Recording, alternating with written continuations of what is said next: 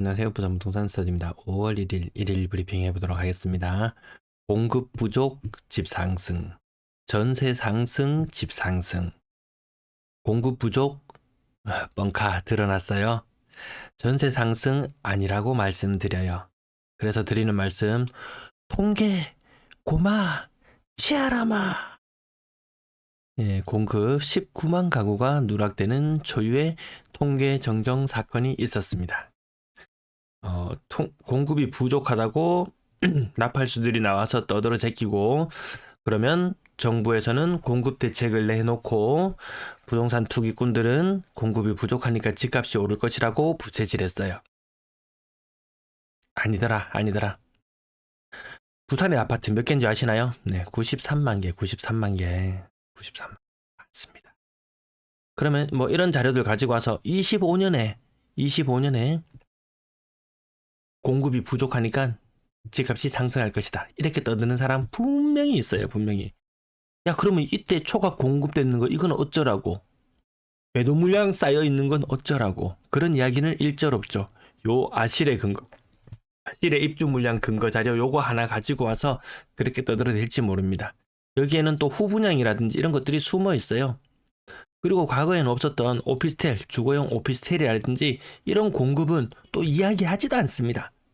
예, 이런 것까지 더해지면 생각보다 집은 많더라. 오로지 순수하게 아파트만 놓고 봐서 이마이 됩니다. 93만 개. 이 아파트 숫자 이거 제가 그 전에 다른 자료를 봤을 때는 70만 개로 봤었거든. 70만 개. 대구는 60만 개, 부산은 70만 개. 부산은 공급이 부족하니까 아파트가 부족하니까 집값이 많이 비싸야 되겠는데, 이렇게 말씀드릴 때도 있었어요. 근데 정확한 자료를 찾다 보니까 무지하게 많다라는 걸 발견했죠. 통계청에 들어가서 아파트 관련된 것 눈알이 빠지도록 찾습니다. 눈알이 빠지도록 찾아요. 제가 어제 그 영상 그 조회수 너무 안 나온다고 또 투정 부렸죠. 근데 조회수가 한 1000 정도 나와요. 네 3,000원 먹고 떨어져라. 네, 3,000원 먹고 떨어질게요. 근데 이렇게 생각하면 정말 보잘것없는 제 모습이죠. 근데 제가 이 1000명의 청중을 모아놓고 이렇게 강연을 한다고 생각하면 가슴이 웅장해집니다. 가슴이 웅장해져요.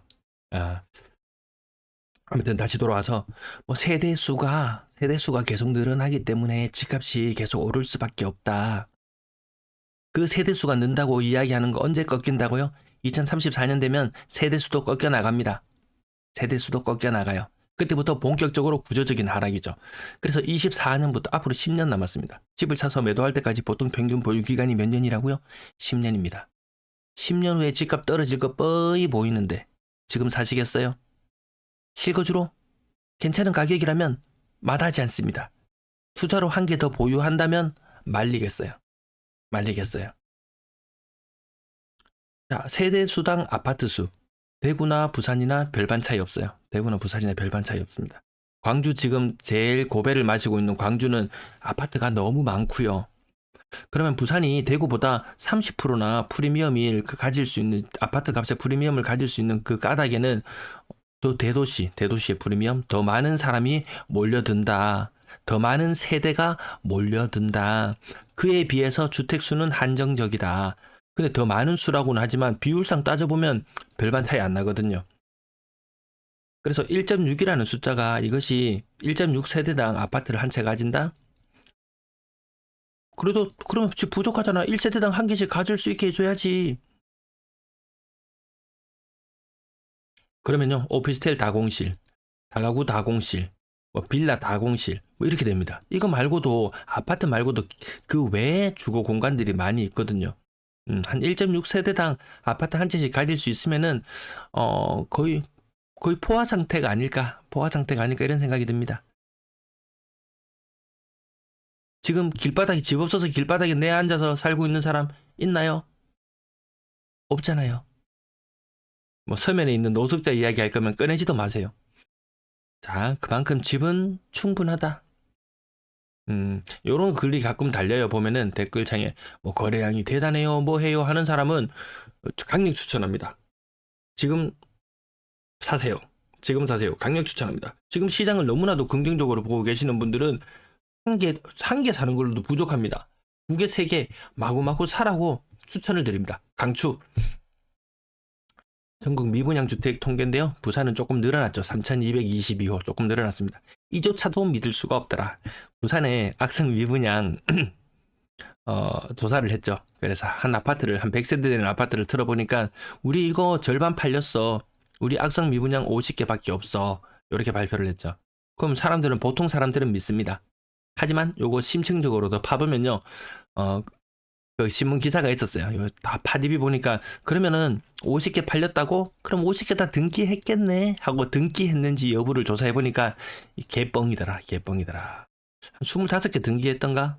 뭐 실상이 그러합니다. 이 뭐 신고제로 운영되는 미분양 주택 현황이라는 거 이거 못 믿는다.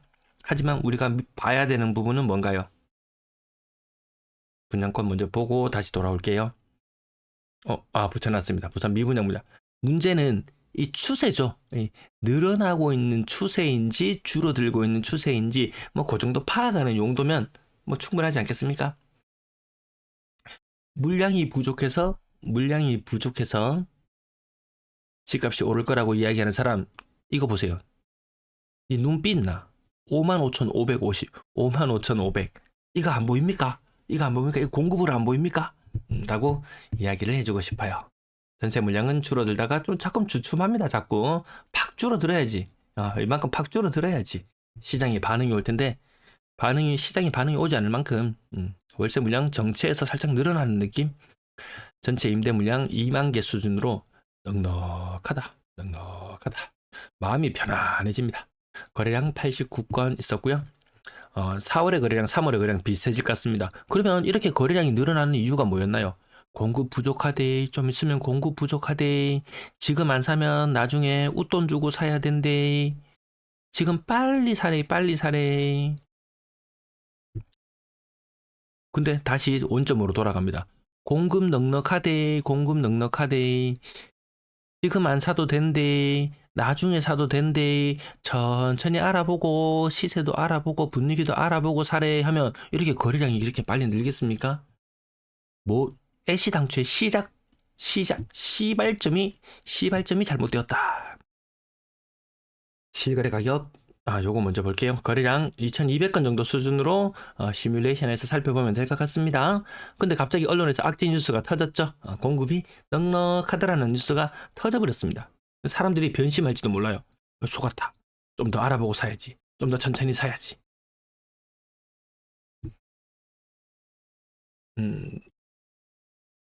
실거래 가격 부산 지역 89건의 거래량이 있었고요. 해운대 두산 이브더 제니스 이런 거 직거래 이런 거 보지도 말자. 자, 고점 대비 30% 빠지는 것, 33% 빠지는 거, 6억 이상 고가의 아파트 25%. 그 똑같은 25%라도요. 3억짜리 25% 빠져봐야 얼마입니까? 10억짜리 25% 빠지면 이 액수 단위가 달라집니다. 고가의 아파트들도 많이 빠지는 모습. 그나마 좀 6억 이상 거래가 좀 되고 있는 택이었습니다. 좀 줄어들었던 6억 이상 거래가 뭐 거래량도 좀 살아나는 것 같죠. 신혼부부들 아기 뭐 신생아 있고 이러면은 낮은 금리로 살 수 있거든요. 금리가 낮다는 거지 빚이 결코 적은 건 아닙니다. 갚으려고 하면 시급합니다.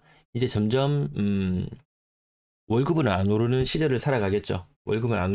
살아가는데 월급은 계속 지금 규모처럼 계속해서 증가한다는 가정하에 부채 상환 계획을 세웠다면 나중에 아차 싶은 생각이 들 수도 있을 겁니다. 네, 아파트 실거래 가격 4억 이렇게 비싼 이유는 외지에서 막 새로운 세대들이 막 몰려오면서 뉴비들이 막 몰려오면서 집값을 올려야 되는데 뉴비들이 부산에 갈 생각이 없어요.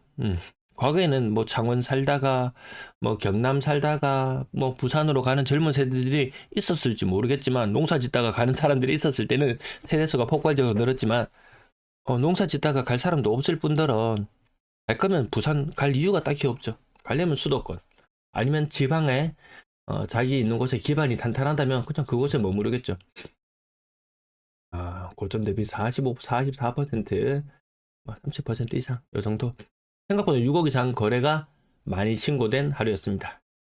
6억 이상 거래들도 체크하고 있고요. 이 하단 부분 엄청난 하락. 아무튼 밑단이 먼저 무너지고 위에 버티고 있던 애들도 별 수 없이 슬금슬금 무너지는 그런 현상. 그게 지금 현재 모습인 것 같습니다. 그래서 굳이 사야 한다면 지금 저가격 아파트들 무너져 내리는 동안 고가격 아파트는 나름 버티고 있었어요. 아파트 갈아타려도 이 갭 차이가 커져서 갈아타는 것도 안 돼요.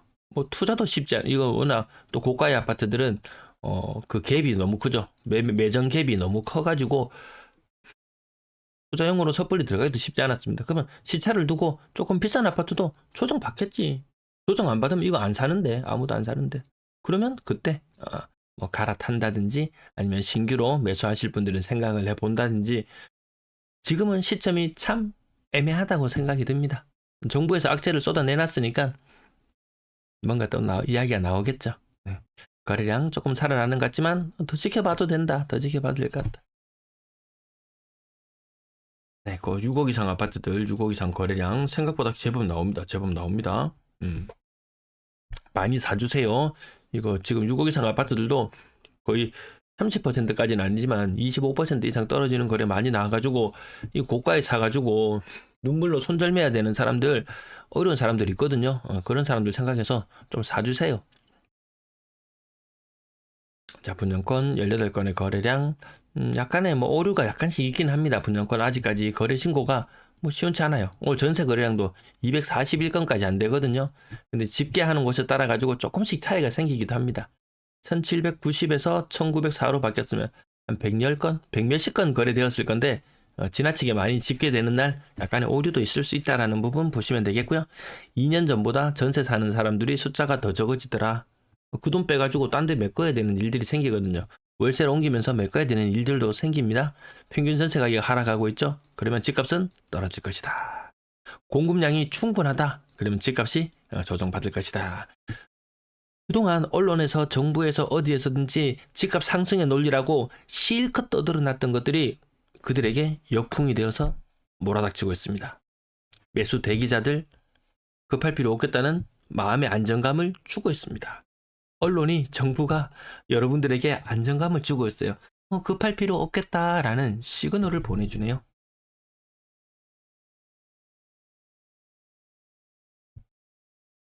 월세 거래, 월세 가격마저도 빠지고 있다는 부분까지 근래에 말씀드리고 있습니다. 네, 시청 감사합니다.